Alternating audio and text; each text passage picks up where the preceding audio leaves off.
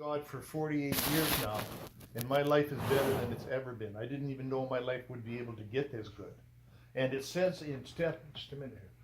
I want to go back just a second here.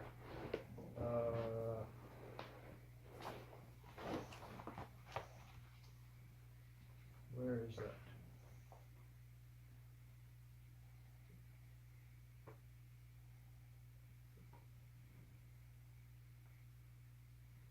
Maybe I'm on the wrong page.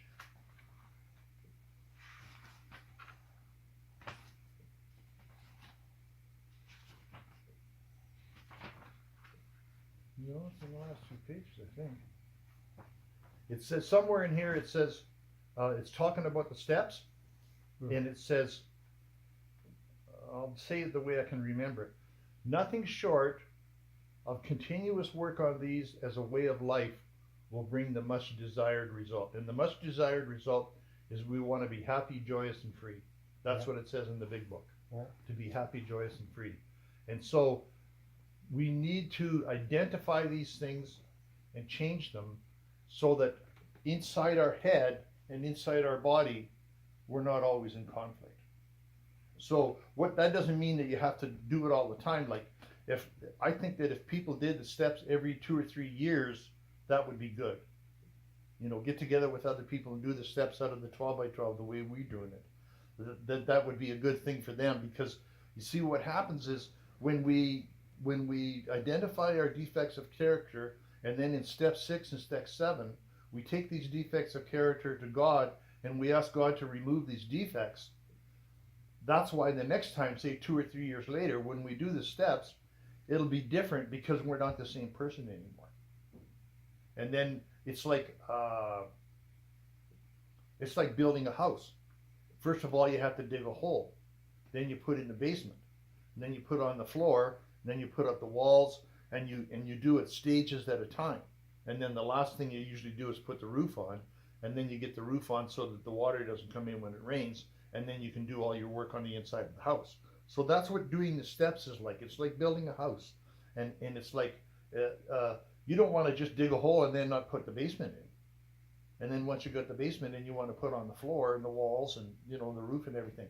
And so that's why doing the steps continuously, but they're not talking about being obsessive about it and doing it 24 hours a day all the time or anything. But if you do the steps every 2 or 3 years, it'll be a different experience. Because I've been doing the steps since I was 9 years sober. And no 2 times I've done the steps have been the same. I always learn more about myself by doing the steps. And so this isn't an excuse to beat ourselves up or make ourselves feel bad. What we're doing is we want to identify what causes this problem so we can change that. That's the purpose of doing the steps. Does that make sense? Yeah. Yeah. Okay, and we thought conditions drove us to drink, and that's why we're always trying to control things. Yeah. Is because we think conditions drove us to drink, and then we tried to correct the conditions and didn't. Our drinking went out of hand and we became alcoholics. So they explain in here why we become alcoholics. It's all in here in the 12 by 12. Yeah, I will read. But in AA, we slowly learned that something had to be done about our vengeful resentments, self-pity, and other. We already read that, isn't it? Yeah. We had to see that, to see how erratic emotions victimized us often took a long time. We could perceive them quickly in others, but only slowly in ourselves. First of all, we had to admit that we had many of these defects, even though such disclosures, which are painful and humiliating. Where other people were concerned, we had to drop the word blame from our speech and thought. This required great willingness even to begin. But once over the first 2 or 3 high hurdles, the course ahead began to look easier, for we had started to get a perspective on ourselves, which is another way of saying that we were gaining in humility. Of course, the depressive and the power driver are personality extremes types with which A and the whole world abound. Often these personalities are just as sharply defined as the example given. but just as often some of us will fit more or less into both classification. Human beings are never quite alike. So each of us, when making an inventory, will need to determine what his individual character defects are. Having found the shoes that fit, he ought to step into them and walk with new confidence that he is last on the right track.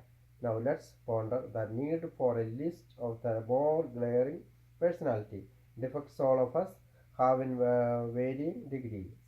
To those having religious training, such a list would set forth serious violations of moral principles. Some others will think of this list as defects of character. Still, others will call it an index of maladjustments. Some will become quite annoyed if there is talk about immorality, let alone sin. But all who are in the last reasonable will agree upon one point that there is plenty wrong with us alcoholics, about which plenty will have to be done if we are to expect sobriety, progress, and any real ability to cope with the life. To avoid falling into confusion over the names these defects should be called, let's take a universally recognized list of major human failings. The seven deadly sins of pride, greed, lust, anger, gluttony, envy, and sloth.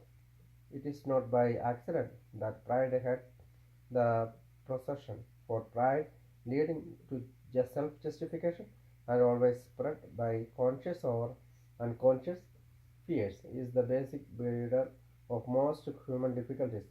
The chief block to true progress, pride lures us into making demands upon ourselves or upon others which cannot be met without perverting or misusing our good God given instincts. When the satisfaction of our instincts for sex, security, and society become the sole object of our lives, then pride steps in to justify our excesses. All these failings generate fear, a soul sickness in its own right. Then fear in turn generates more character defects.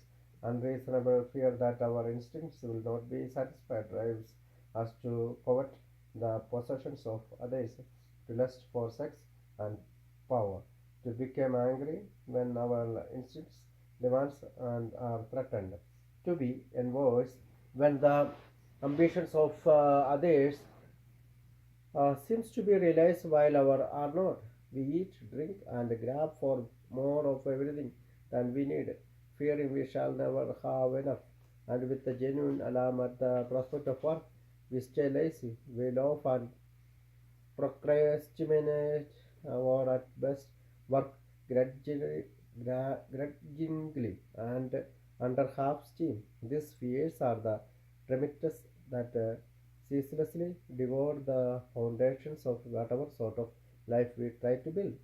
So, when AI suggests a fearless moral inventory, it must seem to every newcomer that more is being asked of him than he can do. Both his pride and his fear beat him back every time he tries to look within himself. Pride says, "You need not pass this way," and fear says, "You are dare not look."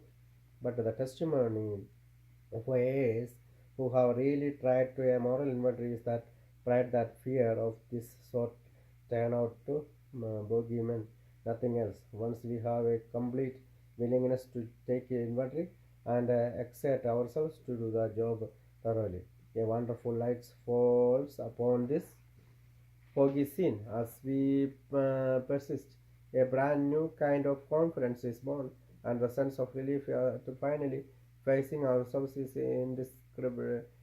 Describable. These are the first fruits of step 4.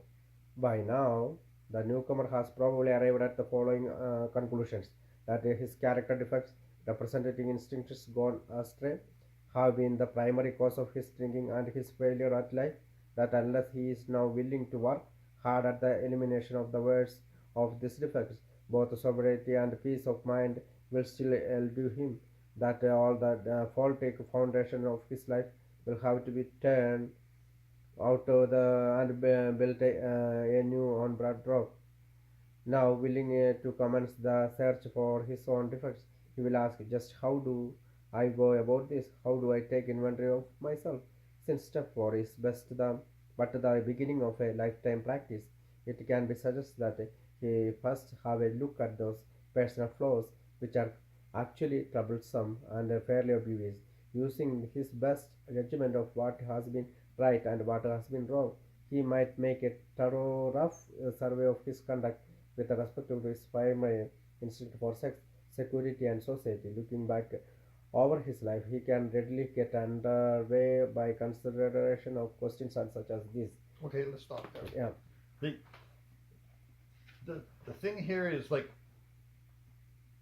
we all should be able to agree that there's plenty wrong with us alcoholics, about which plenty will have to be done if we are to expect sobriety, progress, and any real ability to cope with life. Yeah. And so that's that. It's like recovery is like an apprenticeship. yeah, Say you want to become an electrician. So you go to an electrical company and you say, I want to apprentice, I want to learn how to be